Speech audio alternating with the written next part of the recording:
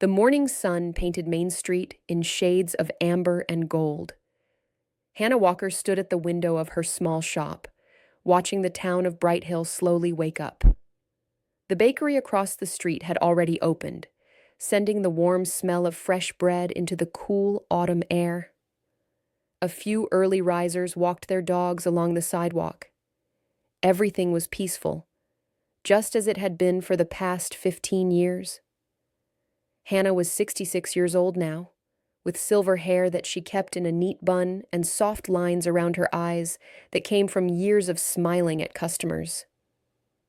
Her shop, Walker's Treasures, sold handmade crafts, local honey, postcards, and small souvenirs for the tourists who sometimes passed through Brighthill on their way to larger destinations. She unlocked the front door and flipped the sign from closed to open. The small bell above the door chimed softly. Inside, the shop smelled of lavender sachets and old wood. Shelves lined the walls, filled with colorful items that Hannah had carefully selected from local artisans. She took pride in supporting the community and offering visitors a taste of Brighthill's charm.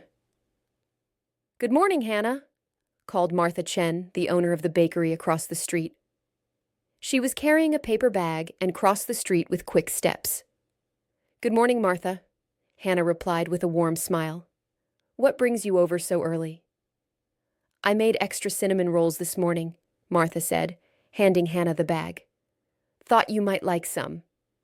"You're too kind," Hannah said, accepting the gift.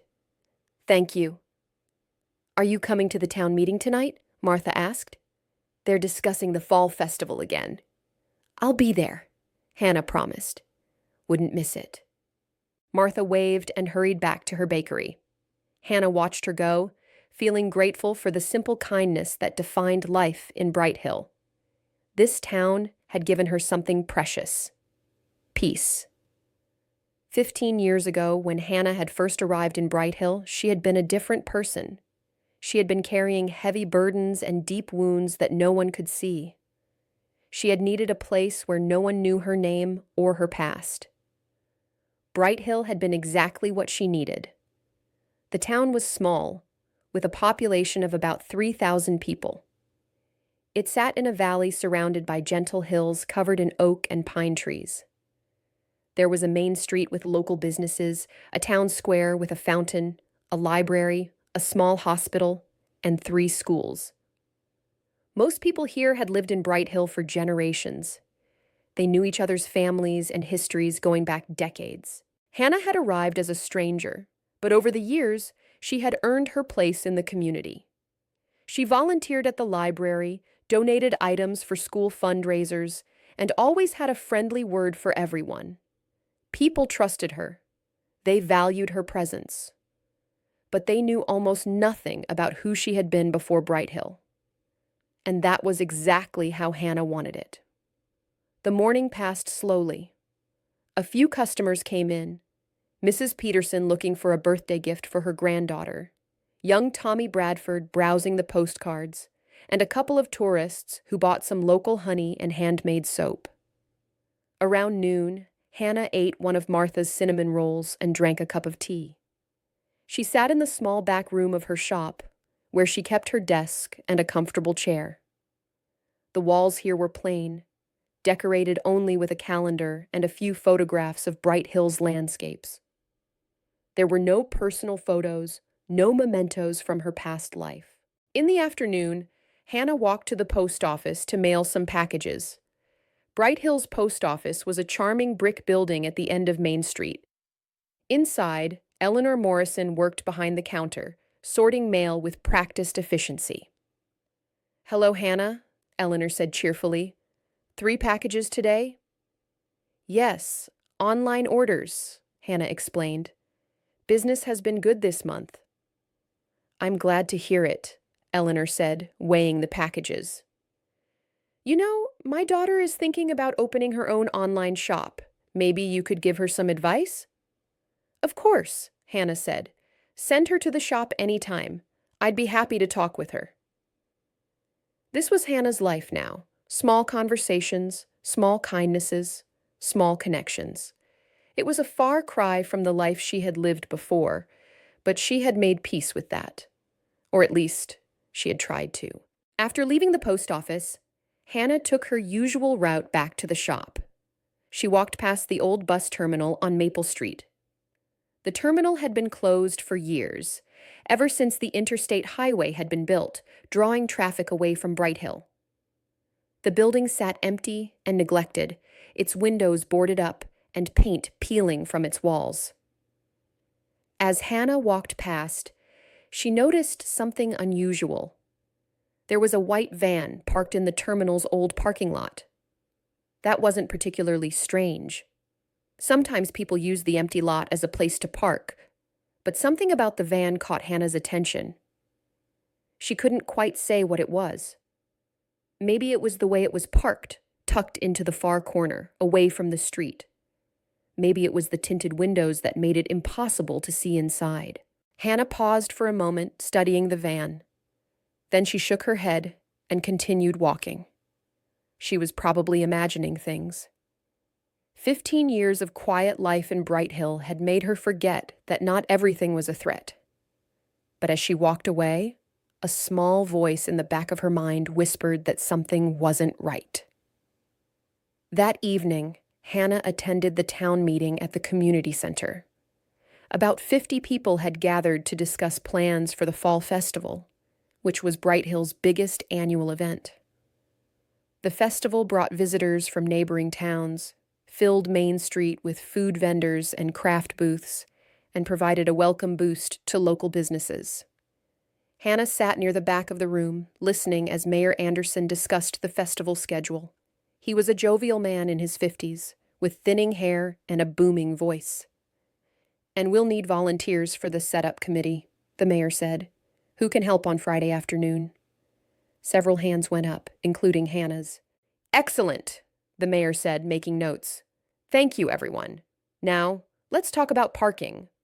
The meeting continued for another hour.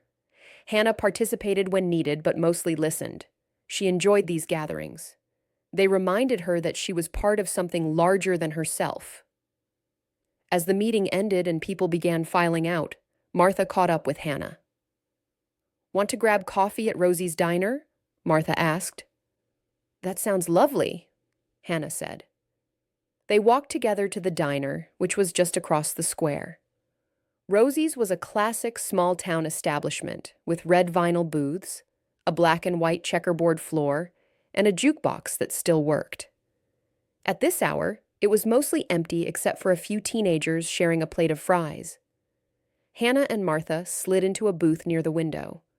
Rosie herself, a woman in her 70s with bright red hair and an infectious laugh, came over to take their order. "2 coffees, ladies?" Rosie asked. "And a slice of apple pie to share," Martha added. "Coming right up," Rosie said. As they waited, Martha talked about her plans to expand the bakery's menu. Hannah listened and offered suggestions, enjoying the easy companionship. This was what her life was now: comfortable friendships, routine days, and peaceful nights. But that night, as Hannah lay in bed in her small apartment above the shop, she found herself thinking about the white van at the old bus terminal. She couldn't shake the feeling that something about it had been wrong. Hannah closed her eyes and tried to sleep, but her mind wouldn't settle. Images from her past began to surface, memories she had spent 15 years trying to forget. She remembered the intense heat of the southern border, the sound of helicopter rotors overhead, the weight of her uniform and equipment. She remembered the faces of people she had encountered during her years of service, some grateful, some desperate, some dangerous. And she remembered the face of a child, a small boy, no more than 7 years old, with dark eyes full of fear. She had found him during a raid on a smuggling operation. He had been separated from his family, caught in the chaos of an illegal crossing. Hannah had promised him she would find his parents. But in the confusion of that day, with multiple agencies involved and dozens of people being processed, the boy had been transferred to another facility. Hannah had tried to track him down afterward, but the system had swallowed him up.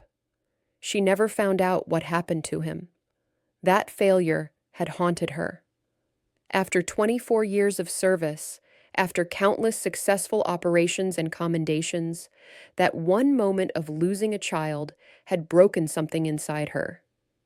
She had retired from U.S. Customs and Border Protection at 51, earlier than she had planned, and had come to Brighthill to heal. Hannah opened her eyes and stared at the ceiling. She hadn't thought about her old life in months. Why was it surfacing now? Was it just the sight of that van, triggering old instincts? She took a deep breath and forced herself to relax. She was overthinking things. Brighthill was safe. Nothing bad happened here.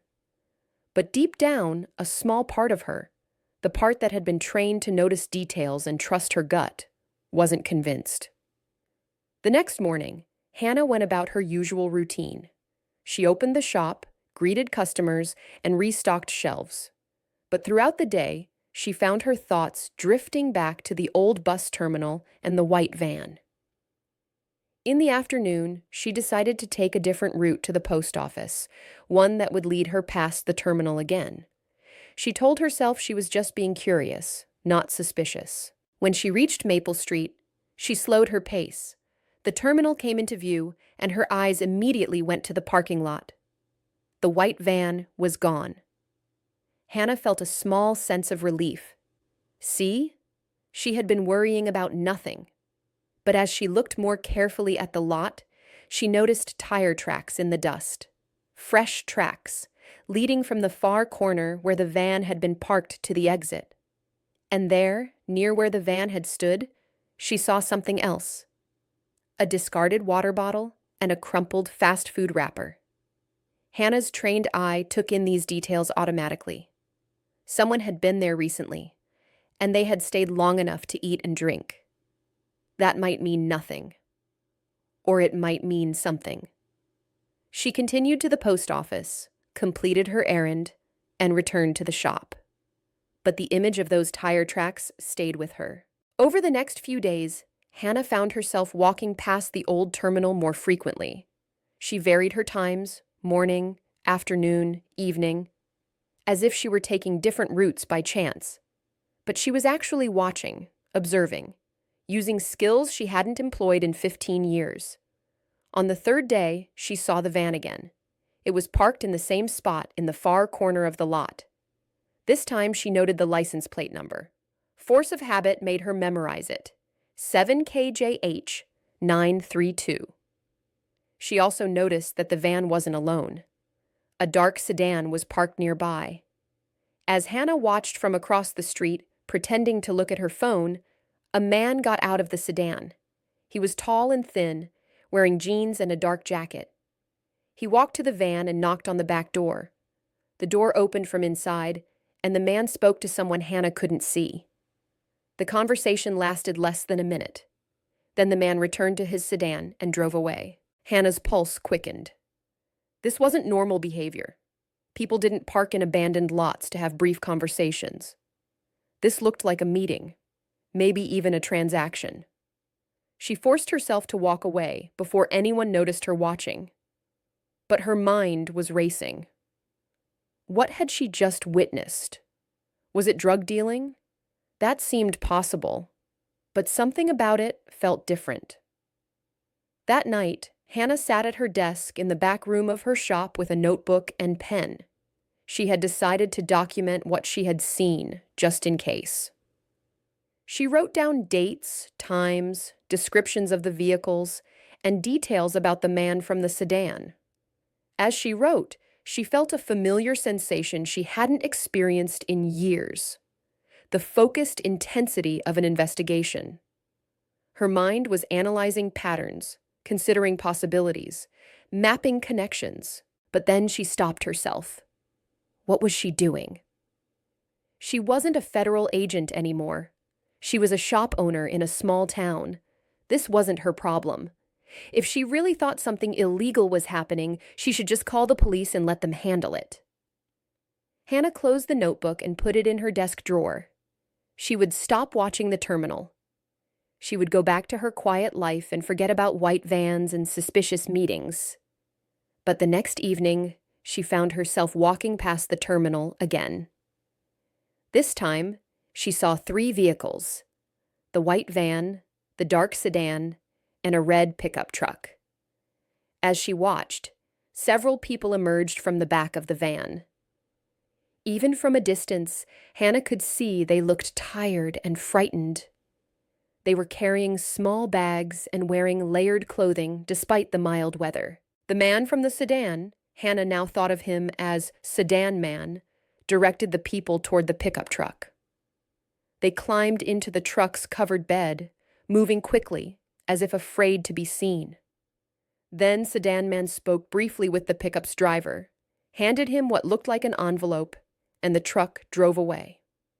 Hannah's hands were shaking. She knew what she had just witnessed.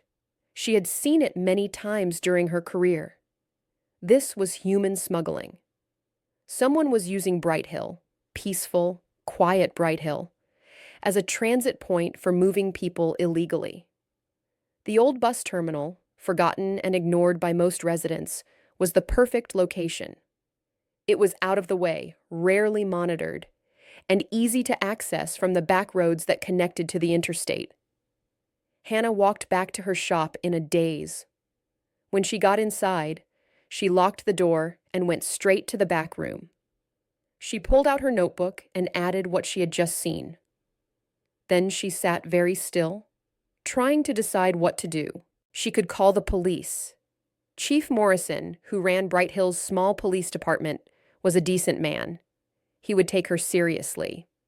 But what could she tell him? That she had seen people getting into a truck? That wasn't evidence of a crime. The people might have been farm workers, day laborers, or just folks getting a ride. Without more information, there was nothing the police could do. And there was another problem. If Hannah went to the police with this, she would have to explain how she knew what she was looking at. She would have to reveal her background, her training, her past. Everyone in Brighthill would learn that Hannah Walker, the quiet shop owner, was actually Hannah Walker, former federal agent with 2 decades of experience fighting smuggling operations at the border. That revelation terrified her. She had built a new identity here, a new life. She didn't want to go back to being that person, to thinking about those things, to carrying that weight. But she couldn't ignore what she had seen. People were being exploited. They were being treated as cargo, moved in secret, probably deceived about what awaited them at their destination. Hannah knew how these operations worked. The people in that van were likely in debt to the smugglers, promised jobs that didn't exist, and headed for situations where they would be trapped and exploited. Hannah put her head in her hands. 15 years ago, she had failed to help one child. Now, life was offering her a chance to help others. Could she really walk away? She sat there for a long time, wrestling with her conscience. Finally, she made a decision. She would watch the terminal for a few more days and gather more information. Then she would decide whether to take it to the police. But she wouldn't get directly involved. She would just observe and document. Nothing more. Over the next week, Hannah became an expert at surveillance. She used old techniques she had learned in training, methods she hadn't practiced in years. She found positions where she could watch the terminal without being noticed. She used binoculars she had bought years ago for bird watching. She took photos with her phone's camera from a distance. She learned the pattern. Every 3 or 4 days, the white van arrived at the terminal around 8 or 9 in the evening. It would park in the far corner. Within 30 minutes, other vehicles would arrive. Sometimes the sedan, sometimes the pickup truck, sometimes a gray SUV she hadn't seen before. People would be transferred from the van to the other vehicles, which would then drive away in different directions. The operation was efficient and coordinated. Someone was running this with experience and planning. Hannah also noticed that the same person seemed to be supervising the transfers. It was Sedan Man, the tall, thin man she had seen first. He appeared to be in charge, directing the movements and collecting money from the drivers of the other vehicles. She documented everything in her notebook: dates, times, vehicle descriptions, license plate numbers, the number of people she saw being transferred, and physical descriptions of Sedan Man and the drivers.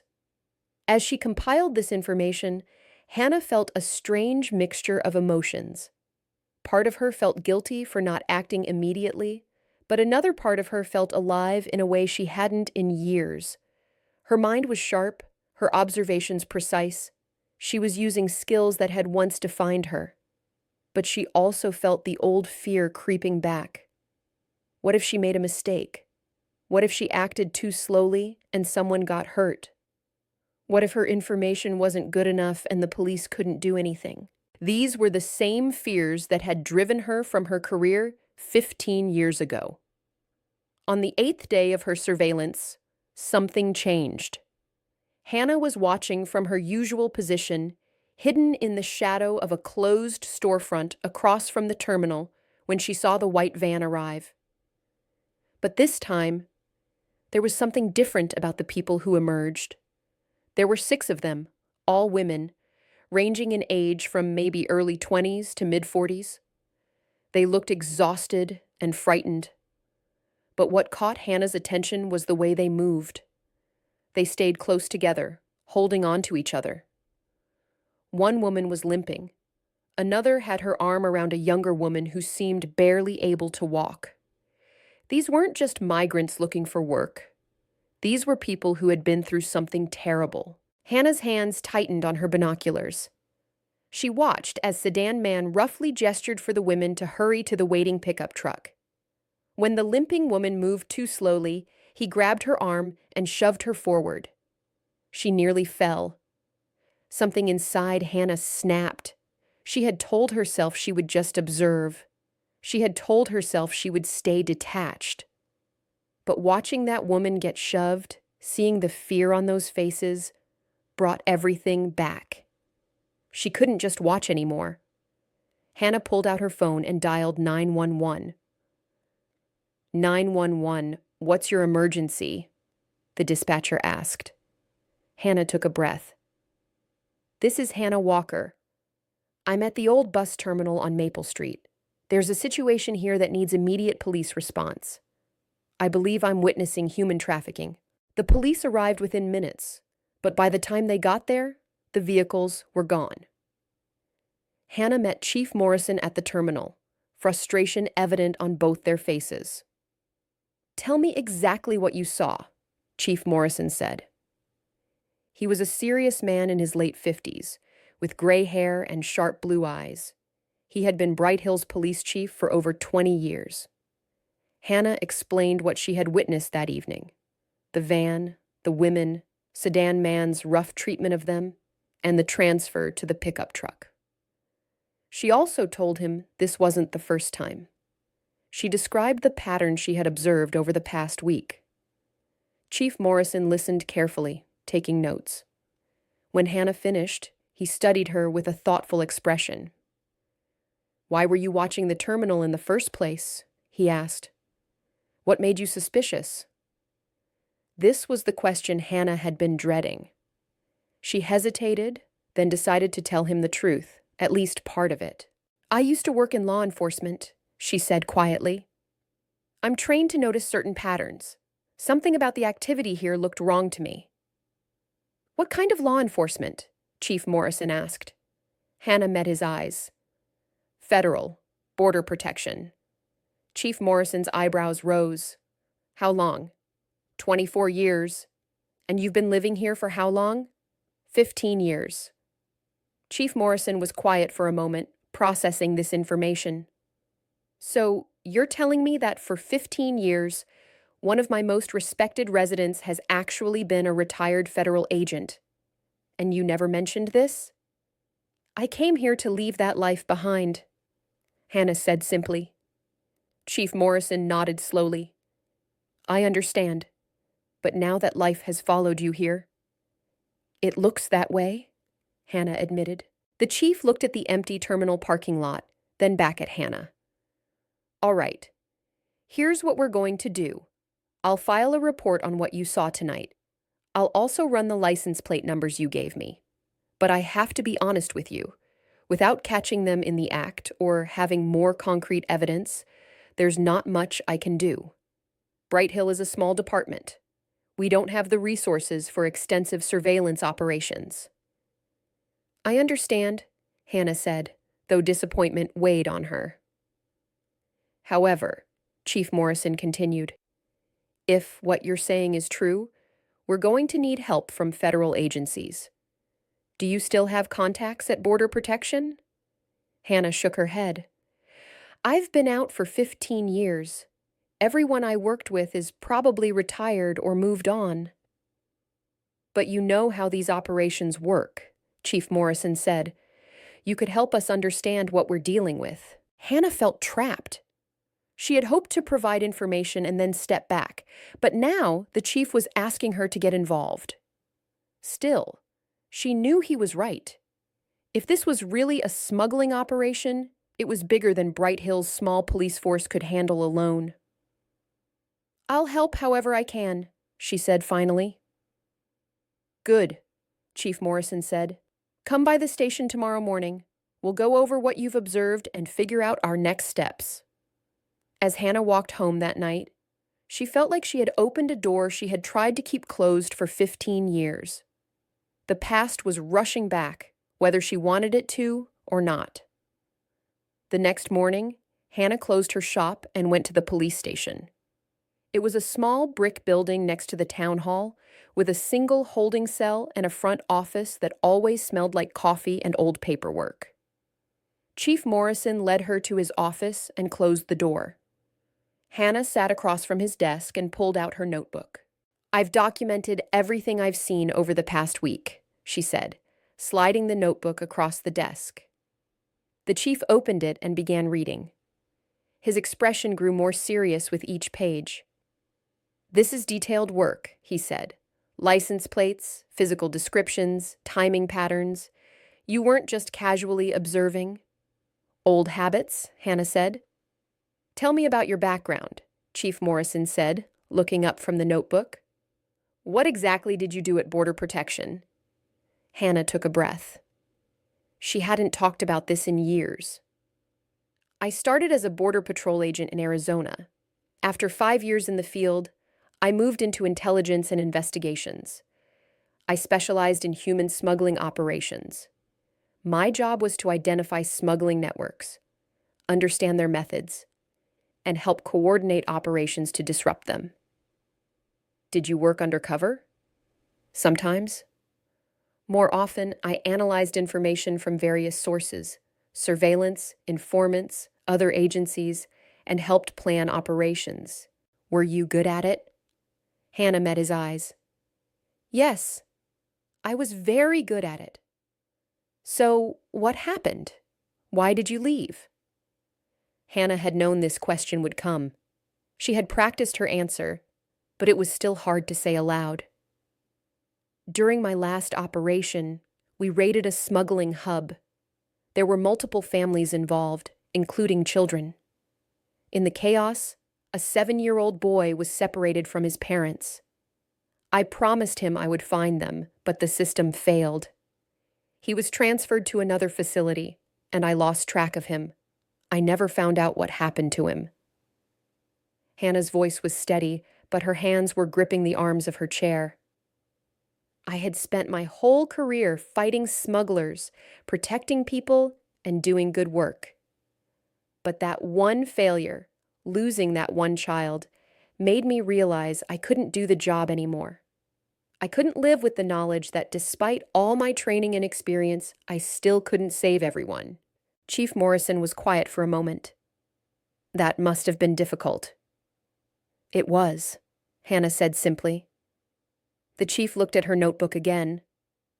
Based on what you've documented here, it looks like we have an organized smuggling operation using Brighthill as a transit point. The question is, what are they smuggling people for? Hannah had been thinking about this. In my experience, Operations like this usually feed into labor trafficking. The people being moved are told they'll get jobs in agriculture, construction, domestic work. But when they arrive, they find themselves in debt bondage. The smugglers charge them enormous fees for transport, then force them to work off the debt in exploitative conditions. So the people in that van last night, they're victims, not criminals, Chief Morrison said. Exactly. They're being exploited by the people running this operation. The chief stood up and walked to his window, which overlooked Brighthill's main square. This is my town, he said quietly. I've lived here my whole life. I've worked to keep it safe. And now you're telling me that criminals have been using it for something like this right under our noses. It's not your fault, Hannah said. These operations are designed to stay hidden. They choose locations like Brighthill specifically because they're quiet and off the radar. Chief Morrison turned back to face her. Can you help me stop them? Hannah felt the weight of that question. She had come to Brighthill to escape this kind of work. She had built a peaceful life, found healing in routine and quiet. Getting involved now meant risking all of that. But she thought about those women she had seen, about the fear on their faces, about the rough way Sedan Man had treated them.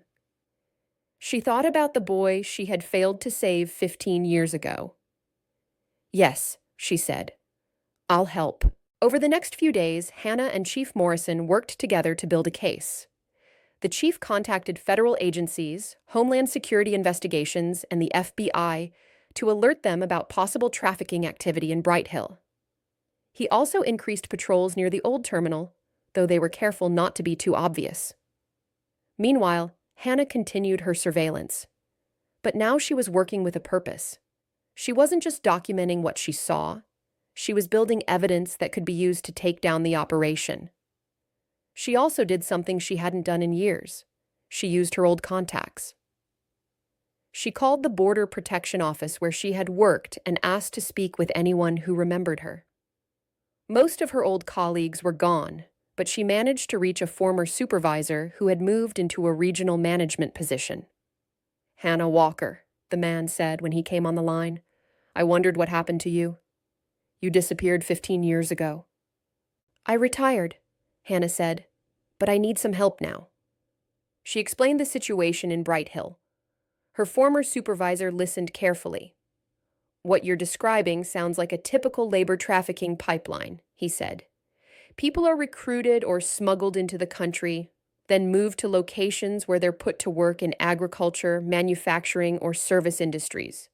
They're told they owe money for transport and housing, so they're afraid to leave or ask for help.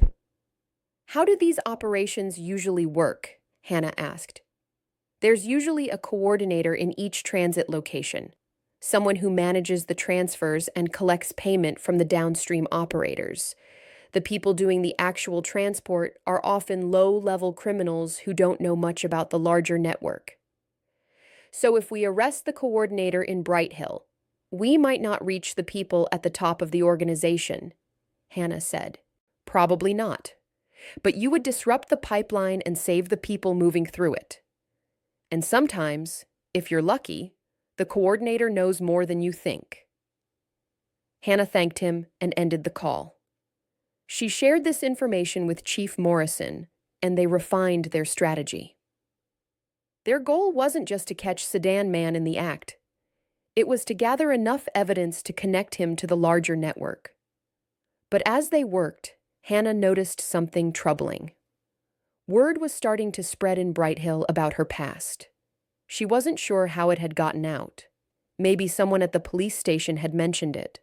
Or maybe Chief Morrison had needed to explain why he was working so closely with a shop owner. Either way, people were starting to look at her differently. Martha stopped by the shop one afternoon with a concerned expression. Hannah, is it true? Were you really a federal agent? Hannah had been organizing a display of handmade pottery. She set down the piece she was holding and turned to face her friend. Yes, she said simply, for 24 years. Martha's eyes widened. Why didn't you tell anyone? Because I came here to leave that life behind, Hannah said. I wanted to be just Hannah, the shop owner, not Hannah, the federal agent. But we're your friends, Martha said. We care about you. Don't you trust us?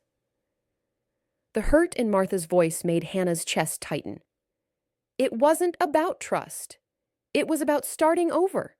I needed to be someone different. Martha was quiet for a moment. People are talking. They're saying you're investigating something at the old bus terminal. They're saying there might be criminals in Brighthill. I'm just trying to help, Hannah said. That's all.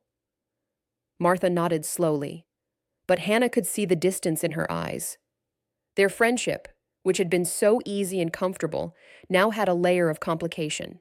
After Martha left, Hannah stood alone in her shop, feeling the weight of what she had set in motion. She had wanted to help, to use her skills for good. But in doing so, she had exposed herself. The quiet life she had built was crumbling. That evening, as Hannah was closing the shop, she got a call from Chief Morrison. We got hits on 2 of the license plates you gave me, he said. The sedan is registered to a man named Derek Cortez. He has a record, minor offenses, mostly fraud and identity theft. The pickup truck is registered to a commercial farm about 40 miles from here. A farm? Hannah said, her mind already working. That fits the profile. They're probably using migrant workers there, possibly under exploitative conditions. That's what I thought, Chief Morrison said. The FBI is interested now. They want to coordinate a joint operation, but they're moving slowly, building a case. It could be weeks before they're ready to act. Weeks? Hannah said. People are being moved through here every few days. We can't wait weeks. I know, the chief said, but federal operations take time. They need to identify everyone involved, gather evidence, and coordinate with multiple agencies. Hannah felt frustration building. This was what she had always hated about working with federal bureaucracy. The slowness, the caution, the tendency to wait for perfect evidence instead of acting to help people now. What if we did our own operation, Hannah said. Local police with me providing support. We could catch Cortez in the act, arrest him, and get information about the larger network. That's risky, Chief Morrison said. If we move too early, we might spook the people running this. They'll shut down the operation here and move to a different location. But if we wait too long, more people get hurt, Hannah said. Chief Morrison sighed. I'll think about it. But Hannah, I need you to be careful. If Cortez realizes someone is watching him, you could be in danger. I'll be careful, Hannah promised. But after she hung up, Hannah realized that being careful might not be enough. She had spent the past week watching the terminal, taking photos, documenting the operation. If Cortez was smart, and most successful smugglers were, he might have noticed her. She thought about the white van, about Sedan Man's efficiency and organization. This wasn't an amateur operation. These people knew what they were doing. And if they knew someone was watching, they might already be planning their response. 3 days passed without any activity at the terminal. Hannah watched from her usual positions, but the white van didn't appear. Neither did the sedan, the pickup truck, or the SUV. The terminal parking lot remained empty. At first, Hannah thought this might just be a normal pause in their schedule. But as the days stretched on, she began to worry. Had they realized they were being watched? Had they shut down the Brighthill route? Chief Morrison was concerned too. The FBI is asking if we spooked them, he told Hannah during one of their evening meetings at the police station. They're worried the operation might have moved to a different location. Or they're just being cautious, Hannah said.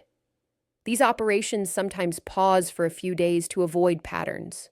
We should keep watching. But she wasn't as confident as she sounded. Her instincts told her something had changed. On the 4th day, Hannah decided to walk past the terminal in the afternoon. something she usually avoided because the daylight made her easier to spot. But she needed to see if anything was different. As she approached Maple Street, she noticed a car parked across from the terminal. It was a different vehicle from any she had seen before.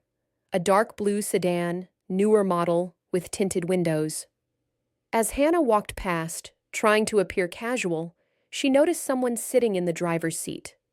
The person seemed to be watching the terminal, just as Hannah had been doing for the past 2 weeks. Hannah's heart rate increased. She kept walking, not breaking her pace, but her mind was racing. Who was in that car? Were they working with Cortez? Or were they someone else, maybe FBI, already conducting their own surveillance? She continued past the terminal and turned the corner, then pulled out her phone and called Chief Morrison. "There's someone watching the terminal," she said quietly. "Dark blue sedan, newer model, parked on Maple Street. Someone sitting in the driver's seat." "Could be FBI," Chief Morrison said. "I'll call my contact and find out." 20 minutes later, he called back. "It's not FBI. They haven't started active surveillance yet. They're still in the planning phase." Hannah's unease grew. "Then who is it?" "I'm going to send an officer to check it out," Chief Morrison said. "Stay away from that area for now." But Hannah couldn't stay away. After closing her shop at 6, she walked to a coffee shop that had a view of Maple Street. She ordered a latte and sat at a window table where she could see the terminal parking lot in the distance. The dark blue sedan was gone. But now there was a different vehicle, a gray Honda, older model, parked in almost the same spot. Hannah's former training kicked in. This wasn't coincidence. Someone was conducting counter-surveillance. They were checking to see if anyone was watching the terminal. And if they were doing that, they probably suspected that law enforcement was interested in them. Hannah called Chief Morrison again and told him what she was seeing. "This is escalating," the chief said, and Hannah could hear the concern in his voice. "If they suspect we're onto them, they might take defensive measures. Or worse, they might become aggressive." "I know," Hannah said, "but we can't back off now." "Hannah, I'm serious. These people aren't amateurs. If they think you've been watching them, they might try to silence you." "I've dealt with dangerous people before," Hannah said, though her hands were shaking slightly. "I know how to be careful." "That was 15 years ago," Chief Morrison said. "You're not a federal agent anymore. You're a civilian. And I don't have the resources to provide protection for you." "I understand," Hannah said. But even as she agreed, she knew she wasn't going to stop. She had committed to this. Those people she had seen being moved through Brighthill, they needed someone to stand up for them. That night, Hannah couldn't sleep. She lay in bed, listening to the quiet sounds of the town. A car passing on the street below, the wind rustling tree branches, the distant sound of a dog barking. Brighthill had always felt safe to her. But now, knowing that criminals were operating here, knowing that they might be aware of her surveillance, the town felt different. She thought about Cortez, about the way he had roughly handled those women at the terminal. She thought about the coordination and planning that had gone into this operation. These weren't petty criminals. They were part of something larger, something organized. And organized criminals could be ruthless. Around 2 a.m, Hannah heard a sound that didn't fit the normal nighttime quiet. It was the sound of footsteps on the stairs leading to her apartment.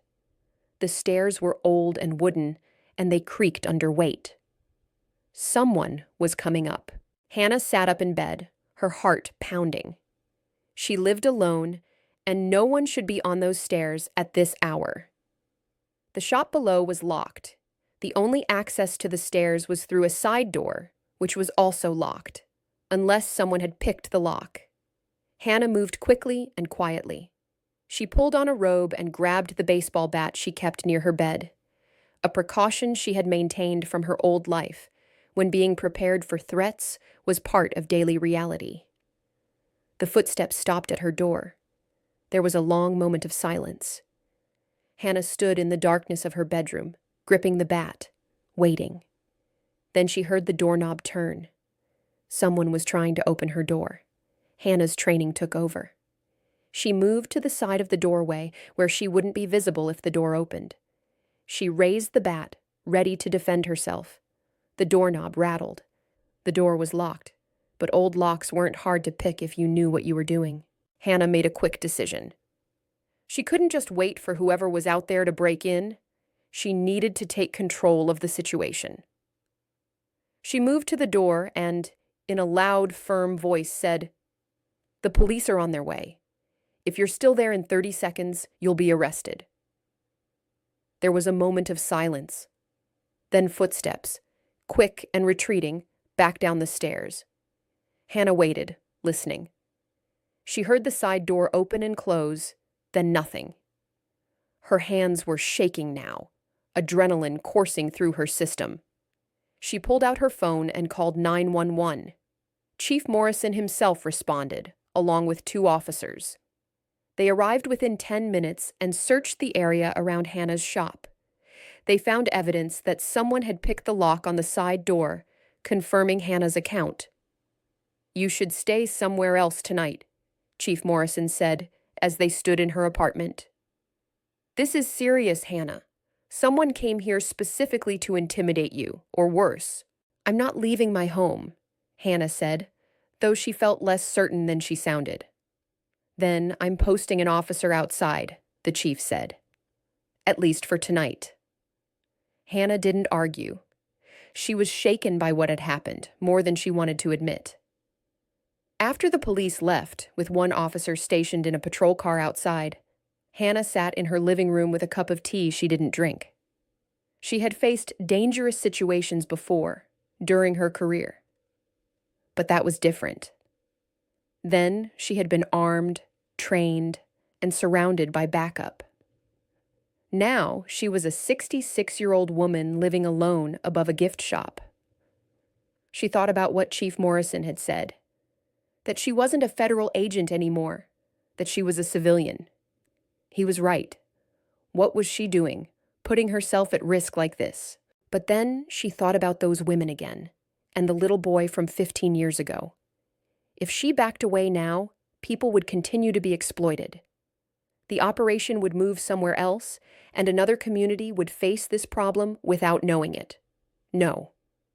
She had started this, and she would see it through. The next morning, Hannah opened her shop as usual. People in town had heard about the attempted break-in. News traveled fast in Brighthill, and several customers stopped by to check on her. "Are you okay?" Eleanor from the post office asked, concern evident in her voice. "I'm fine," Hannah said, though she hadn't slept more than an hour. "Just a little shaken." "They say it's connected to that investigation you're involved in," Eleanor said, "the one about the criminals using the old terminal."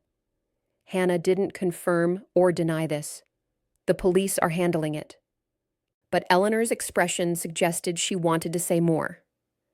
After a moment's hesitation, she spoke. "Hannah, people are worried. We've always thought of Brighthill as a safe place. But now there's talk of trafficking and criminals and break-ins. Some people are saying you brought this trouble here by investigating things that were better left alone."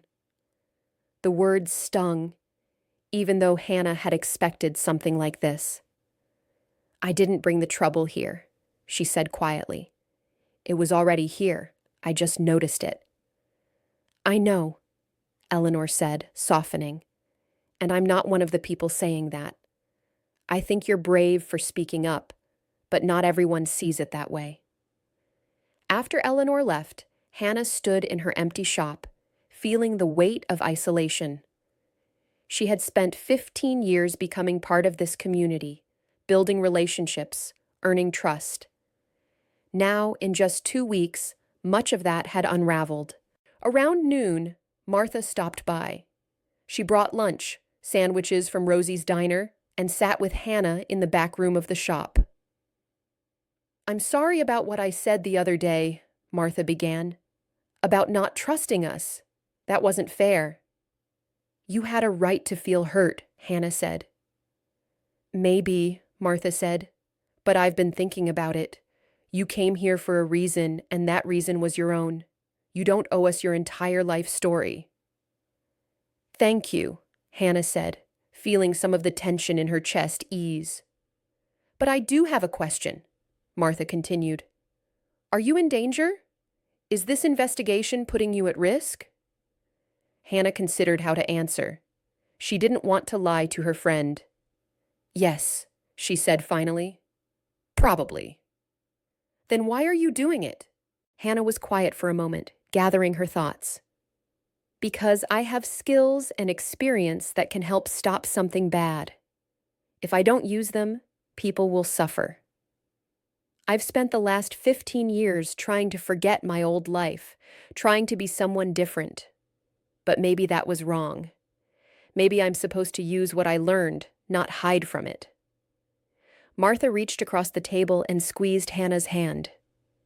Just promise me you'll be careful. I promise, Hannah said.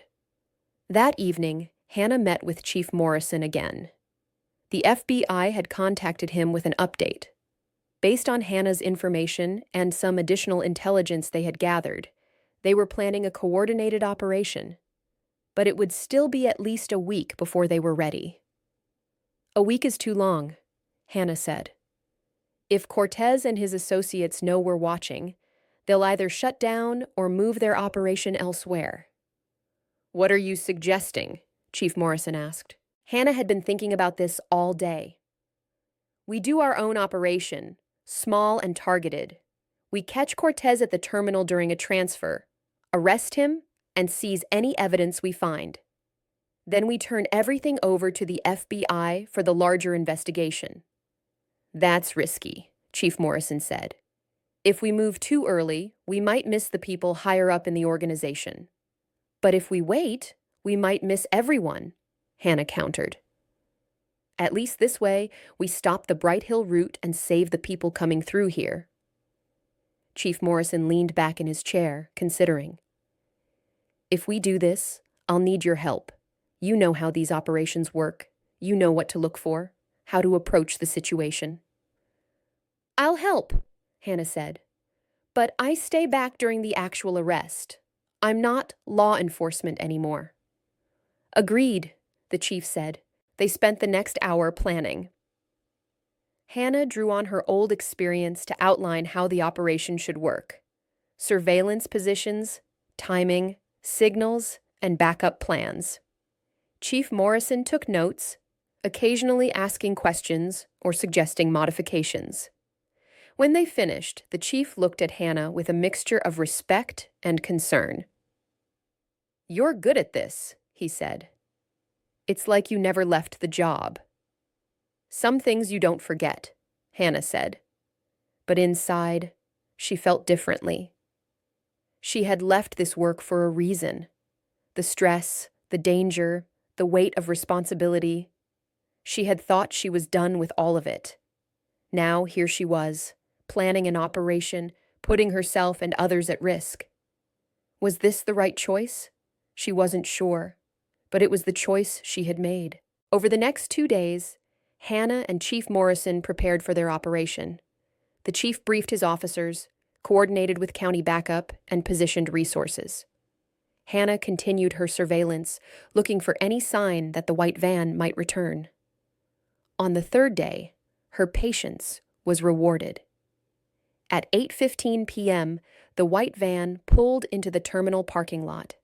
Hannah, watching from her position across the street, immediately called Chief Morrison. They're here, she said quietly. White van, just arrived. Copy that, the chief said. Stay on the line and tell me what you see. Hannah described the scene as it unfolded. The van parked in its usual corner spot. 5 minutes later, Cortez arrived in his sedan. He approached the van and knocked on the back door. This is it, Hannah said. Same pattern as before. We're moving in, Chief Morrison said. Stay where you are. Within minutes, 3 police cars approached from different directions, their lights off. They converged on the terminal quickly and quietly. Officers emerged, weapons drawn, and surrounded the van and sedan. Hannah watched as Cortez was pulled from his car and placed in handcuffs.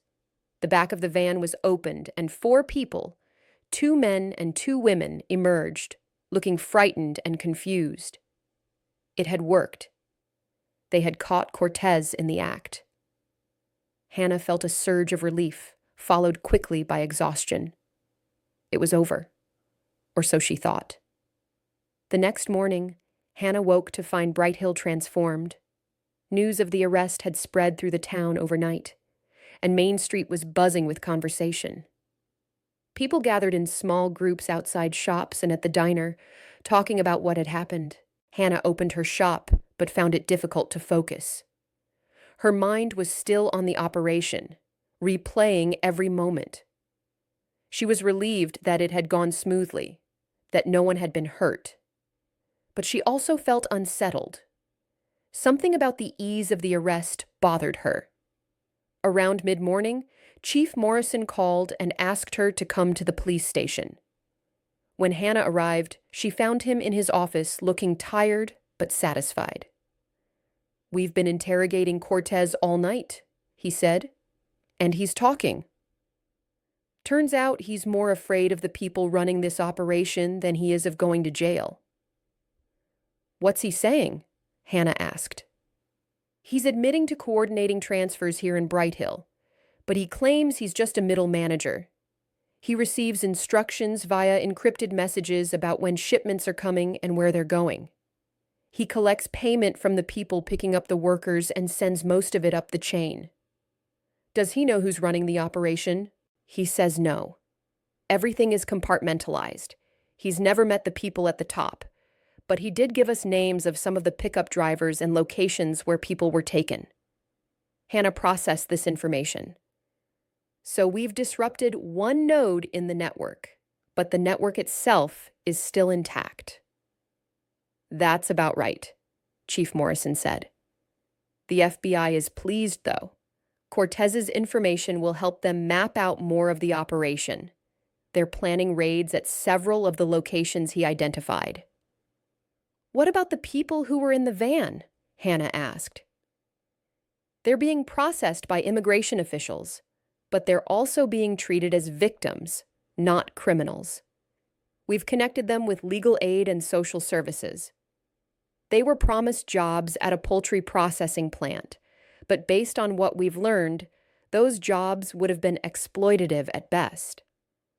Hannah felt a measure of satisfaction. At least those 4 people had been spared that fate. "There's something else," Chief Morrison said, his expression becoming more serious. "Cortez admitted to being at your building the other night. He was sent to discourage you from continuing your investigation." A chill ran through Hannah. Sent by whom? He won't say, but it's clear someone higher up in the organization knew you were watching. They must have spotted you during your surveillance. "So I've made myself a target," Hannah said quietly. "Possibly," Chief Morrison said. "The good news is that with Cortez arrested, the Brighthill route is shut down. The operation will move elsewhere. You're probably not in danger anymore." Hannah wanted to believe that, but her experience told her things were rarely that simple. If the people running this operation were willing to send Cortez to intimidate her, they might not be happy about her role in disrupting their plans. "I want you to be careful anyway," Chief Morrison added. "Keep your doors locked. Let me know if you see anything suspicious. This investigation isn't over yet." Hannah nodded and left the station. As she walked back to her shop, she noticed people watching her. Some nodded in greeting, others whispered to each other. Hannah realized she had become a topic of conversation in Brighthill. No longer just the quiet shop owner, but the woman who had exposed a criminal operation. She wasn't sure how she felt about that. Over the next few days, life in Brighthill slowly returned to normal, at least on the surface. The fall festival preparations continued. Shops reopened with their usual routines. But Hannah could feel that something had changed. People treated her with a mixture of respect and wariness. She was no longer just one of them. She was someone with a hidden past, someone who had brought danger and justice to their quiet town. Martha remained a loyal friend, stopping by regularly to check on Hannah. "People will adjust," she said during one visit. "Give them time. They're just not used to thinking of Brighthill as a place where things like trafficking happen." "But it does happen," Hannah said. "Everywhere. People just don't notice." "Well, they notice now," Martha said. "Thanks to you." A week after Cortez's arrest, Hannah received a call from an FBI agent named Rodriguez. He asked if they could meet to discuss the Brighthill case. Hannah agreed, and they met at a coffee shop the next morning. Agent Rodriguez was a man in his 40s with sharp eyes and a professional demeanor. He thanked Hannah for her work and asked detailed questions about her observations and methodology. "Your documentation was excellent," he said. "It gave us a head start on understanding the operation structure. We've arrested 3 more people based on the information Cortez provided, and we've identified several locations where workers were being exploited." "I'm glad it helped," Hannah said. "We could use someone with your skills and experience," Rodriguez said, leaning forward. "Have you ever thought about consulting work? We have ongoing investigations into trafficking networks across the country. You could provide valuable insight." Hannah was surprised by the offer. Part of her was tempted. It would be a way to use her skills to help people without the full commitment of returning to active duty. But another part of her, the part that had fled to Brighthill 15 years ago, recoiled at the idea. "I'm retired," she said gently. "I came here to leave that life behind." "I understand," Rodriguez said. "But think about it. You have a gift for this work, and there are a lot of people who need help." After he left, Hannah sat alone with her coffee, thinking about his words. She had been telling herself for 15 years that she was done with law enforcement, done with investigations and operations. But this past month had shown her something. She was good at this work, and it mattered. Maybe leaving it all behind hadn't been the right answer.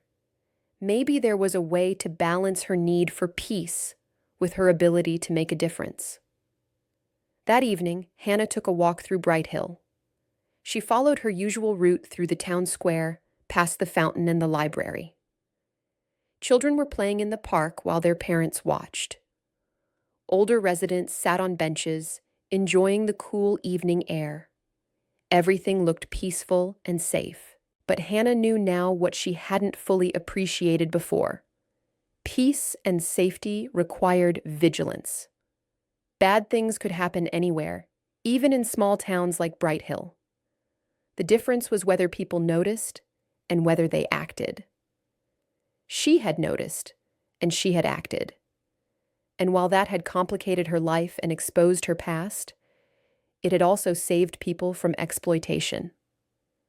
As she walked, Hannah thought about the 4 people who had been in the van that night, 2 men and 2 women who had been promised jobs but were headed for something much worse. Because of her surveillance and Chief Morrison's operation, they had been spared that fate. They had been given a chance to rebuild their lives with dignity. That meant something. That mattered. Hannah reached the old bus terminal. Yellow police tape still cordoned off the parking lot, marking it as a crime scene. She stood at the fence, looking at the empty space where so much had happened. She thought about the white van, about Cortez, about all the people who had passed through this place without anyone knowing. And she thought about the choice she had made to pay attention, to investigate, to risk her quiet life in order to help others. It had been the right choice. "Evening, Hannah." Hannah turned to find Mayor Anderson approaching. He was wearing casual clothes and walking his dog, a friendly golden retriever. "Evening, Mayor," Hannah said. "Quite a few weeks we've had," the mayor said, standing beside her and looking at the terminal. "I never imagined something like this was happening in Brighthill." "Most people don't," Hannah said. "These operations are designed to stay hidden." "I'm told we have you to thank for exposing it," the mayor said. "Chief Morrison says your experience and observations were crucial." Hannah shrugged. "I just paid attention. That's more than most people do," the mayor said. He looked at her thoughtfully. "You know, when you first came to Brighthill 15 years ago, you were pretty quiet, kept to yourself. Took us a while to get to know you. But once we did, we all grew to appreciate you. Now I understand why you were so private at first." "I needed to escape my old life," Hannah said simply. "And now your old life has caught up with you," the mayor observed. "How do you feel about that?" Hannah considered the question. "I'm not sure yet. Part of me wishes this had never happened, but another part of me knows it was necessary." "Well, for what it's worth, I think you did the right thing," the mayor said. "And I think most of the town will come to see it that way too, once they've had time to process everything." "I hope so," Hannah said. The mayor called his dog and prepared to leave, but then he paused. "Hannah, I have a question. Now that people know about your background, are you going to stay in Brighthill? Or will you move on to somewhere new where you can have privacy again?" It was a good question, one Hannah had been asking herself. The answer would determine her future. "I'm staying," Hannah said, surprising herself with the certainty in her voice. "This is my home. I'm not running anymore." The mayor smiled. "I'm glad to hear it. Brighthill is better with you here." After he left, Hannah stood alone at the terminal for a few more minutes. Then she turned and walked back toward Main Street, toward her shop, toward her life in Brighthill. She had spent 15 years trying to be someone different, trying to leave Hannah Walker, the federal agent, behind. But maybe that had been a mistake. Maybe the person she was before and the person she was now weren't separate identities. Maybe they were both parts of who she had always been. She was Hannah Walker, shop owner, community member, and someone with the skills and experience to recognize injustice and fight it. And she was okay with that. 2 weeks after Cortez's arrest, life in Brighthill had settled into a new rhythm. The fall festival came and went, bringing the usual crowds and celebrations. Hannah participated, helping with the craft fair, and enjoying the sense of community that the event always fostered. But things were different now. People approached her with new respect. Some asked questions about her past, curious about her years in law enforcement. Others thanked her for what she had done. A few remained distant, uncomfortable with the reminder that danger could exist even in their small town. Hannah accepted all of these reactions with grace. She understood that her revelation had changed how people saw her. But she also noticed that, in some ways, people seemed more genuine with her now. There was less small talk and more real conversation. Her friendships deepened. Martha became even closer, stopping by almost daily to share coffee and conversation. "I feel like I know you better now," Martha said one afternoon. "Not because I know about your past, but because I see you more clearly.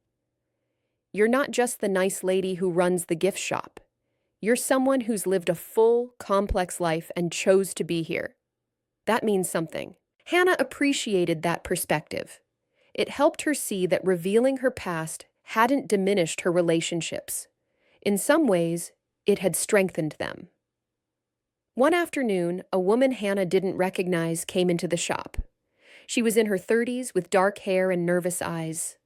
She browsed for a few minutes, then approached the counter where Hannah was working. "Are you Hannah Walker?" the woman asked quietly. "Yes," Hannah said. "I'm Maria," the woman said. "I was one of the people in the van, the night the police came."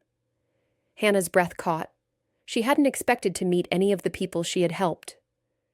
"Maria, hello. How are you doing?" "I'm okay," Maria said. "I'm working with a legal aid organization now. They're helping me get proper documentation and find legitimate work.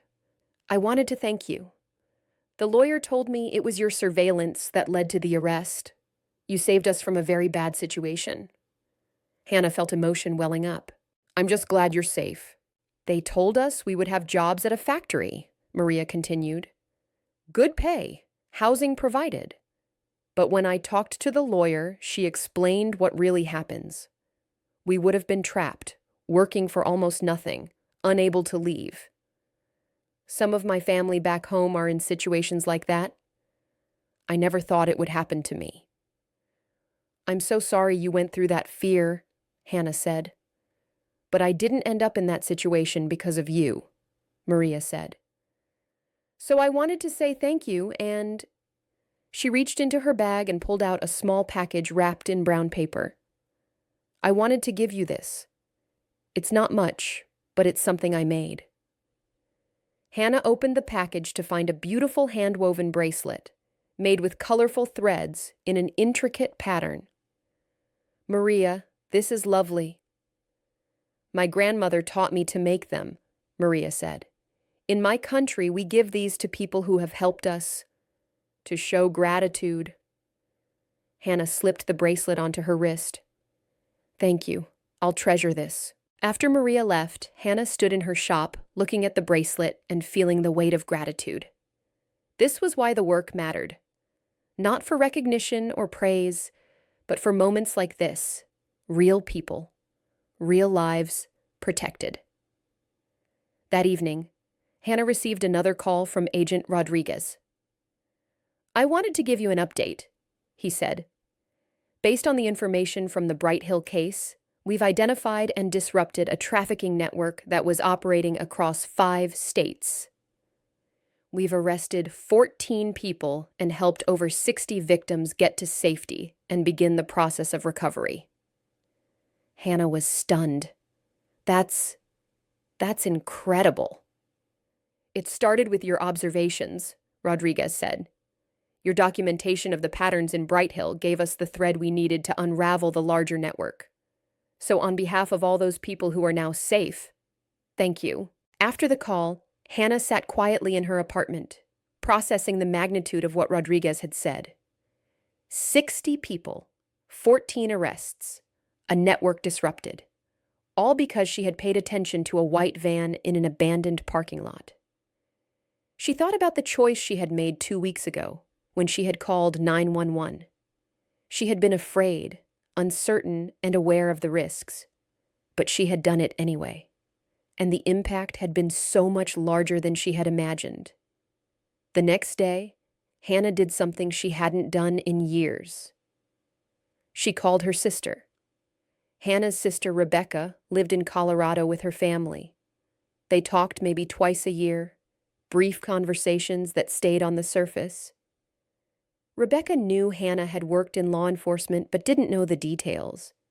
Hannah had always kept that distance, not wanting to burden her sister with the weight of her past. But now, Hannah felt differently. She wanted to connect, to share, to be more fully herself even in her family relationships. "Hannah?" Rebecca said, surprised when she answered. "Is everything okay?" "Everything's fine," Hannah said. I wanted to talk. I have something to tell you." Over the next hour, Hannah told her sister about the past month, about the surveillance, the operation, the trafficking network. She also talked about why she had left her career 15 years ago, about the boy she had failed to save, about the guilt that had driven her to Brighthill. Rebecca listened without interrupting. When Hannah finished, there was a long silence. "I had no idea," Rebecca finally said. "All these years, I thought you just retired early and wanted to live quietly. I didn't realize you were carrying all of that." "I didn't want to burden anyone," Hannah said. "Hannah, I'm your sister. You're not a burden. I wish you had told me." "I'm telling you now," Hannah said. They talked for another hour, the conversation flowing more easily than it had in years. When they finally said goodbye, Rebecca made Hannah promise to visit soon. I want my kids to know their aunt better, Rebecca said. The real you, not just the version you think we want to see. Hannah agreed, and after the call, she felt lighter. Sharing her story, being honest about who she was, it was freeing. The following week, Chief Morrison asked Hannah to speak at the police department's training session. He wanted her to talk about surveillance techniques and how to identify trafficking operations. Hannah agreed, though she was nervous. She hadn't taught anything in years. But when she stood in front of the officers, something clicked. She talked about what to look for, how patterns emerge, why instincts matter.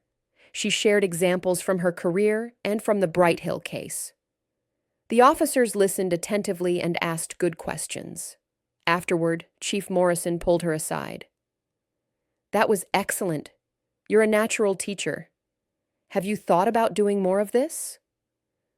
More of what? Hannah asked. Training, consulting, maybe even working with other departments on cases. Not full-time, just when you're willing. Your expertise is valuable, Hannah. There aren't many people with your experience who are also skilled at explaining things clearly. Hannah thought about Agent Rodriguez's offer, about Maria's bracelet, about the 60 victims who had been helped because of the Brighthill case. Let me think about it, she said. That night, Hannah sat in her apartment and made a list. On one side, she wrote, reasons to stay fully retired. On the other side, she wrote, reasons to do consulting work. The first list was short, peace, routine, simplicity. The second list was longer, help people, use her skills, make a difference, feel alive. Hannah stared at the two lists for a long time. Then she picked up her phone and called Agent Rodriguez. I've been thinking about your offer, she said. I'm interested, but I have conditions. I'm listening, Rodriguez said. I want to work on my own terms, part-time based on my availability. I'll consult on cases, provide training, maybe do some analysis work. But I'm not going back into active operations, and I won't relocate. Brighthill is my home. I think we can work with that, Rodriguez said.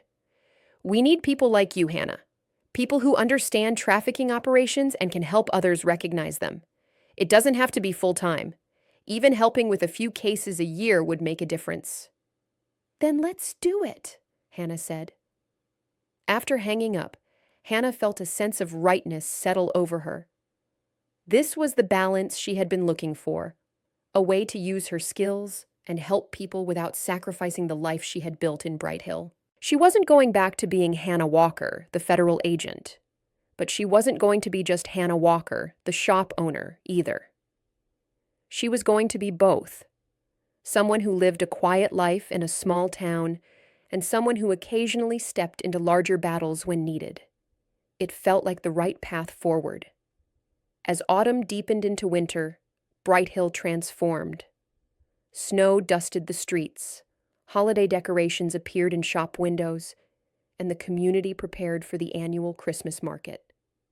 Hannah found herself busier than usual, with the shop seeing increased traffic from shoppers looking for unique gifts.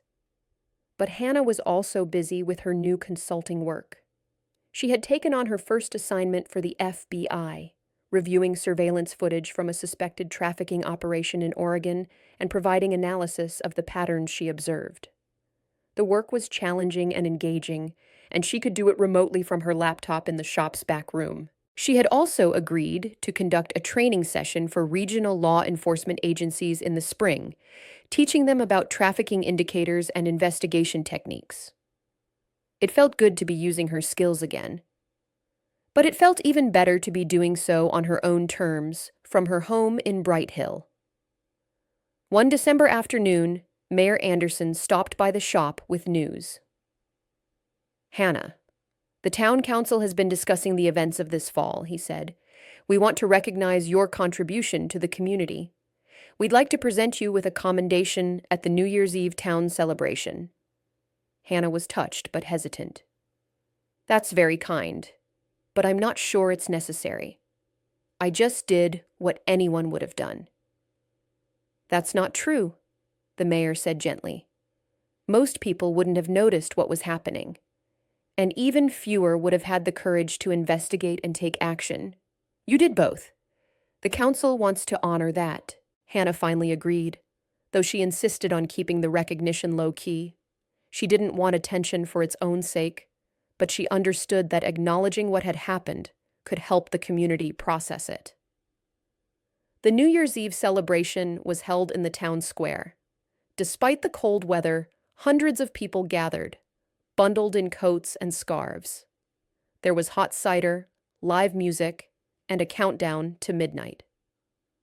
Just before 10 o'clock, Mayor Anderson took the stage and called Hannah forward. She walked up, feeling self-conscious as everyone's eyes turned to her.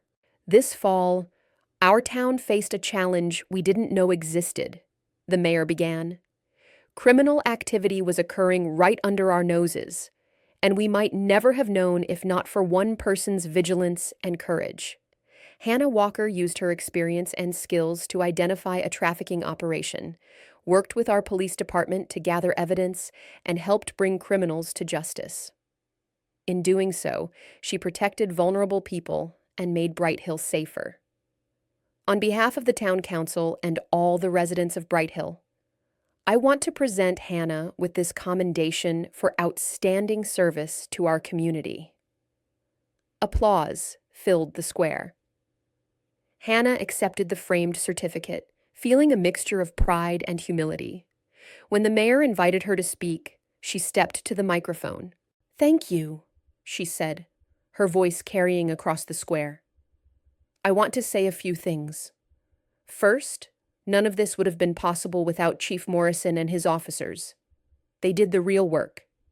Second, I want to acknowledge that this situation was difficult for our community. It forced us to confront the reality that bad things can happen even in good places. But I've seen how Brighthill has responded, with strength, compassion, and unity. That says everything about who we are as a community." She paused, gathering her thoughts. "For 15 years, I lived here quietly, not sharing much about my past. Some of you felt hurt by that, and I understand why. But I want you to know that even when I was private about my history, I always loved this town and the people in it. Brighthill gave me a second chance, a place to heal and rebuild. And when the time came to use my old skills again, I did so because I wanted to protect this place and the people I care about. Thank you for accepting me, both as the person you thought I was and as the person you now know me to be." The applause that followed was warmer and more sustained than before. Hannah saw people wiping their eyes, including Martha, who was standing in the front row. After the ceremony, many people approached to congratulate Hannah. Some shared their own stories of coming to Brighthill looking for new starts. Others thanked her for making the town safer. A few apologized for having doubted her at first.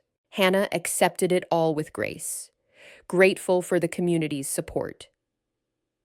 As midnight approached and the crowd began the countdown, Hannah stood with Martha, Chief Morrison, and several other friends. When the clock struck 12 and fireworks exploded overhead, Hannah felt a profound sense of belonging. This was her home. These were her people, and she was finally fully herself here. In the new year, Hannah settled into a rhythm that balanced her shop work with her consulting activities. She took on 1 or 2 FBI cases each month, providing analysis and recommendations. She also began developing a training curriculum for law enforcement agencies. Word spread about her expertise, and she received invitations to speak at conferences and workshops. She accepted some and declined others, always making sure she had time for her shop and her life in Brighthill. One January morning, Hannah received an email that made her pause. It was from a victim services organization that worked with trafficking survivors. They had heard about her work and wanted to know if she would be willing to serve on their advisory board. Hannah read the email twice, thinking about what it would mean. The advisory board would help shape programs and policies to support survivors. It would be another way to make a difference, to ensure that people who had been through terrible experiences got the help they needed. She thought about Maria, about the bracelet she still wore every day, about the 60 people who had been helped because of the Brighthill case.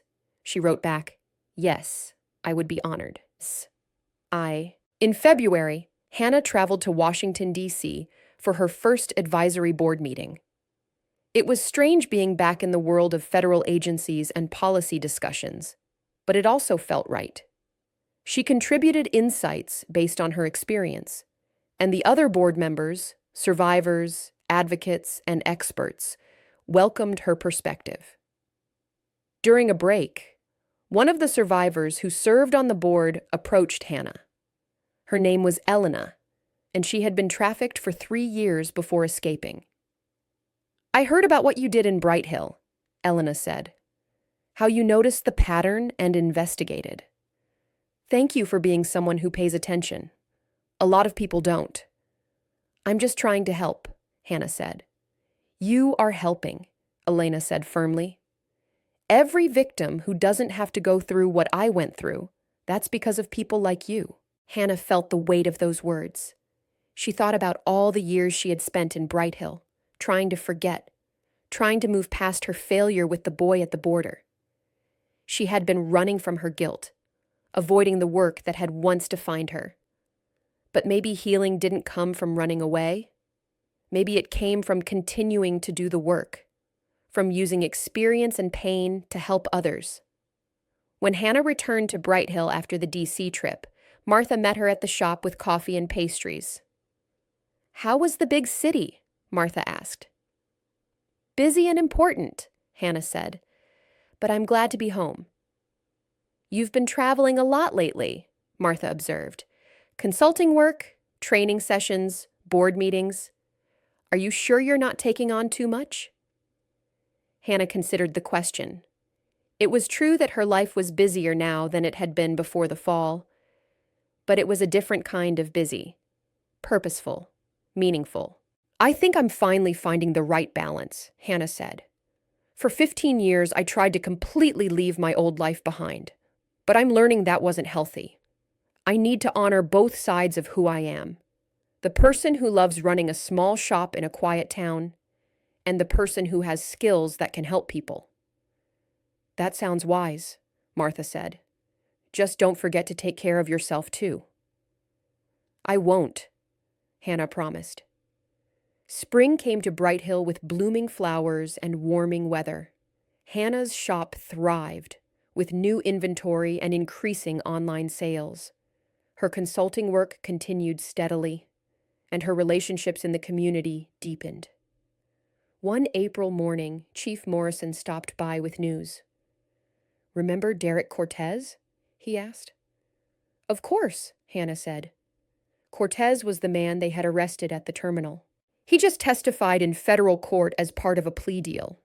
His testimony helped convict 2 major players in the trafficking network, people who had been operating for years without getting caught. The judge commended the investigation that started in Brighthill and specifically mentioned your surveillance work. Hannah felt a surge of satisfaction. "That's good news." "It's more than good news," Chief Morrison said. "It means the network that was operating through here has been dismantled. The people at the top are going to prison for a long time." After the chief left, Hannah stood in her shop, thinking about the journey from that first day when she had noticed the white van to this moment. It had been 6 months of challenges, revelations, and changes. But it had led to justice and protection for so many people. That evening, as Hannah closed her shop, she noticed something that made her smile. There was a new business opening across the street, a small restaurant run by a family who had recently moved to Brighthill. The owners were outside, hanging a sign that read, "Elena's Kitchen." Hannah crossed the street to introduce herself. The owner, a woman in her 40s with warm eyes, greeted her enthusiastically. "You must be Hannah Walker," the woman said. "Everyone has told me about you. You're something of a local hero." Hannah laughed. "I don't know about that, but welcome to Brighthill. I'm glad you're here." As they talked, Hannah learned that the family had come to Brighthill specifically because they had heard it was a safe, welcoming community. Someone had told them about how the town had confronted criminal activity and protected vulnerable people. "That's the kind of place we wanted to raise our children," the owner said. "Somewhere that cares about doing the right thing." After saying goodbye, Hannah walked back to her shop, thinking about those words. Brighthill had always been a good place, but maybe now it was even better. A community that had faced a difficult truth and emerged stronger. Summer arrived with long, sunny days and an influx of tourists passing through Brighthill on their way to mountain resorts. Hannah's shop was busy from morning to evening, and she hired a part-time employee to help manage the workload, a young woman named Sophie who was studying criminology at a nearby community college. Sophie was fascinated by Hannah's background and asked endless questions about investigative work. Hannah found herself enjoying the role of mentor, sharing stories and lessons from her career. "How did you know the activity at the terminal was trafficking?" Sophie asked one afternoon while they were restocking shelves. "Patterns," Hannah explained. "People being moved at night, the same vehicles showing up repeatedly, the way the transfers were coordinated. Once you've seen it enough times, you recognize the signs." "I want to work in victim services someday," Sophie said. "Help people who've been through trauma. Your story inspired me." Hannah felt gratified hearing that. If her experience could inspire the next generation of people working to fight trafficking, that was meaningful. In July, Hannah traveled to Boston to deliver a keynote address at a law enforcement conference on human trafficking. She was nervous about speaking to such a large audience, but Agent Rodriguez, who introduced her, helped put her at ease. Hannah Walker spent 24 years in federal law enforcement before retiring to run a gift shop in a small town, Rodriguez said to the assembled officers and agents. But when she noticed signs of trafficking in her community, she didn't look away. She used her experience to investigate, document, and ultimately help dismantle a major trafficking network. Her story reminds us that law enforcement isn't just what happens on the job. It's a mindset, a commitment to justice that doesn't end when we retire. Hannah took the stage and shared the story of the Brighthill case. She talked about what she had observed, how she had documented it, and the challenges she had faced. She also talked about the importance of trusting instincts and taking action, even when it's uncomfortable. The response was overwhelming. Officers approached her afterward, thanking her and asking detailed questions. Several said her presentation had changed how they thought about community policing and public vigilance. One officer, a woman about Hannah's age, pulled her aside. "I'm coming up on retirement," she said, "and I've been worried about what comes next, about losing my identity as a cop. Your story gives me hope that there's life after the badge, and that I can still make a difference." Hannah squeezed the woman's hand. "You can. Just stay alert and stay engaged with your community. That's all I did." On the flight back to Brighthill, Hannah reflected on how much her life had changed in the past year. She had gone from hiding her past to speaking openly about it, from living in isolation to connecting deeply with others, from running away from her skills to embracing them. She thought about the person she had been when she first arrived in Brighthill, wounded, guilty, desperate for peace. And she thought about who she was now, whole, purposeful, and at peace in a different way. When she got back to town, Hannah found an envelope waiting at her shop. It was from Maria, the woman she had met months earlier, one of the people who had been in the van that night. Inside was a letter and a photograph. The letter explained that Maria had completed her legal process and was now working as a seamstress at a fair-wage cooperative. She had also been reunited with her sister, who lived in Texas. "I wanted you to see that I am building a good life," Maria wrote. "Because of you, I have a chance to be safe and happy. I will never forget what you did. You are a guardian angel." The photograph showed Maria smiling in front of a sewing machine, surrounded by colorful fabrics. She looked healthy and at peace. Hannah placed the photograph on her desk, where she could see it every day. It reminded her why everything she had been through, the fear, the revelations, the changes, had been worth it. In August, Hannah received news that made her pause. A man had contacted Chief Morrison saying he had information about Hannah. The man claimed to be the father of the boy Hannah had lost track of 15 years ago, the boy whose disappearance had driven her from her career. Chief Morrison called Hannah immediately. "He wants to meet with you. He says his son has been trying to find you for years." Hannah's hands shook as she held the phone. "The boy, he's okay?" "More than okay, apparently. He's a college student now. His father says he remembers you and wants to thank you." Hannah could hardly believe it. For 15 years, she had carried the guilt of losing that child, of failing to keep her promise. And now she had a chance to learn what had happened to him. The meeting was arranged for the following week. The man, whose name was Carlos, came to Brighthill with his son, Miguel. They met at a quiet cafe, and Hannah's heart raced as they walked in. Miguel was tall, in his early 20s, with kind eyes that she recognized even after all these years. "Ms. Walker?" he said, approaching her table. "Miguel," Hannah said, her voice thick with emotion. You're okay." "I'm okay," he said, sitting down. "Thanks to you." Over the next hour, Carlos and Miguel told their story. After Miguel had been separated from his parents that chaotic day at the border, he had been placed in temporary custody. The system had been overwhelmed, and it took nearly 3 months, but Carlos and his wife had eventually been able to locate Miguel and reunite with him. "I remember you," Miguel said to Hannah. "You were the one who was kind to me that day. You gave me water and told me everything would be okay. You promised you would find my parents." "But I failed," Hannah said. "I lost track of you." "You didn't fail," Carlos said firmly. "The system failed.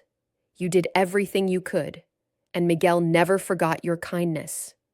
When he got older and learned more about what happened that day, he wanted to find you to say thank you." "I became a social worker," Miguel said. "Because of what I went through, I want to help other kids who get separated from their families, and I want to help them the way you tried to help me." Hannah felt tears streaming down her face. "I've spent 15 years thinking I failed you. I left my career because I couldn't forgive myself." "Please forgive yourself," Miguel said gently. "You didn't fail me. You showed me that even in the worst situations, there are people who care. That's what I remember. That's what I carry with me."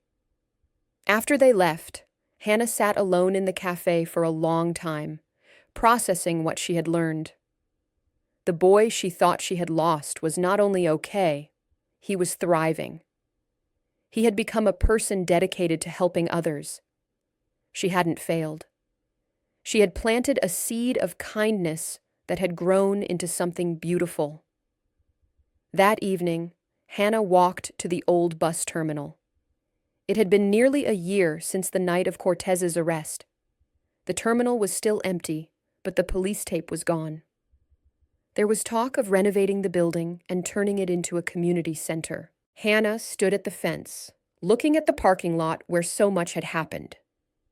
She thought about all the people whose lives had intersected at this place. The victims who had passed through, the criminals who had operated here, the law enforcement officers who had responded, and herself, the former agent who had noticed and acted. She thought about Miguel, about Maria, about the 60 people who had been helped because she had paid attention to a white van. And she thought about her journey, from federal agent to wounded retiree to small-town shop owner to someone who had found a way to blend all those identities into a whole, authentic self.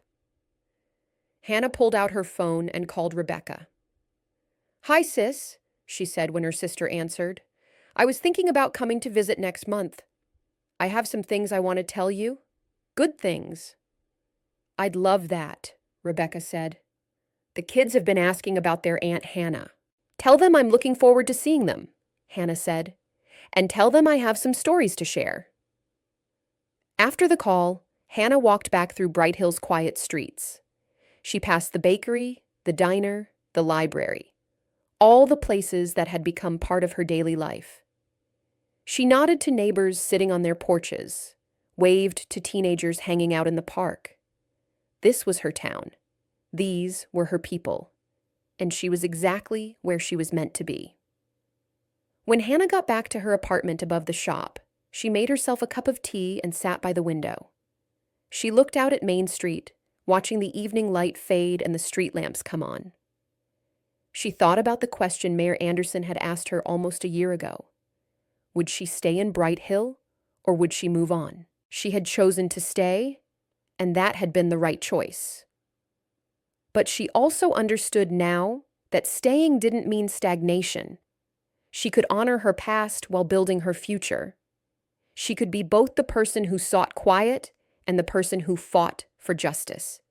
She could be Hannah Walker, complex, capable, and completely herself. It was a crisp autumn morning, exactly 1 year after Hannah had first noticed the white van at the old terminal. She stood in her shop preparing for the day when Sophie came in with exciting news. "Hannah, have you seen the newspaper?" Sophie asked, holding up the local weekly. The headline read, "Brighthill Terminal becomes community center for trafficking survivors." Hannah took the paper and read the article. The old terminal was being renovated with federal grant money to serve as a resource center for trafficking survivors in the region. It would offer legal aid, counseling, job training, and temporary housing. "And look at this," Sophie said, pointing to a paragraph near the end. "They're naming it the Walker Resource Center, in honor of your work." Hannah felt overwhelmed. I don't know what to say. "Say you'll come to the dedication ceremony next month," Chief Morrison said, walking into the shop. "The mayor wants you there." Hannah agreed, though she still felt uncomfortable with the recognition. But she understood that sometimes accepting honor wasn't about ego. It was about inspiring others and showing that one person's actions could make a difference. The dedication ceremony was held on a sunny November afternoon. The renovated terminal looked transformed, with fresh paint, new windows, and a welcoming entrance. A sign above the door read, "Walker Resource Center, a safe place for new beginnings." Dozens of people attended: town residents, law enforcement officers, FBI agents, and representatives from victim services organizations. Maria was there, along with several other survivors who had been helped by the Brighthill investigation. When it was Hannah's turn to speak, she stood at the podium and looked out at the crowd. She saw familiar faces: Martha, Chief Morrison, Mayor Anderson, Sophie. She also saw new faces: survivors, advocates, people whose lives had been touched by this work. "When I first came to Brighthill," Hannah began, "I was looking for a place to hide. I wanted to forget my past and live quietly. But this town taught me that healing doesn't come from hiding. It comes from connection, from community, from using our experiences to help others." She paused, gathering her thoughts. "What happened here a year ago wasn't about me being heroic. It was about paying attention and taking action. Every person here has the ability to do the same, to notice when something is wrong, to speak up, to help. This resource center represents what's possible when communities care and when individuals choose to act."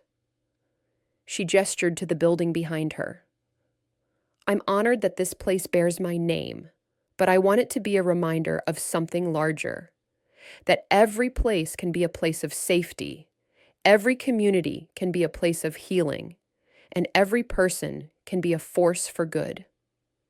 Thank you for allowing me to be part of this community and this work. The applause was warm and sustained.